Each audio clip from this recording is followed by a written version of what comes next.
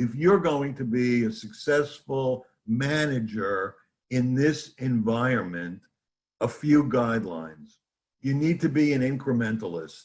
You cannot accept that you can win with everyone on every issue. You need to accept progress rather than perfection.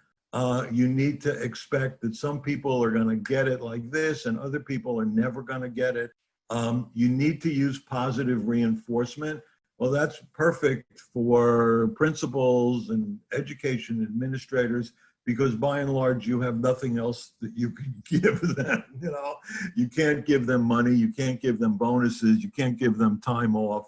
You know, what you can do is give them positive reinforcement. The good news about that is this is the single most powerful tool for reinforcing behavior and getting people to continue on a track that you've set for them. You want people to work in teams to to solve problems and to create plans. This is sort of like a flipped classroom.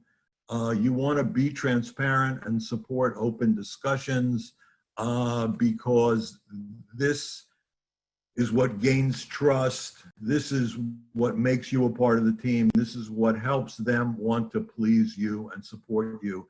And you need to be empathetic for all the problems they're going through. So yes, you've got problems, you have issues that you're dealing with.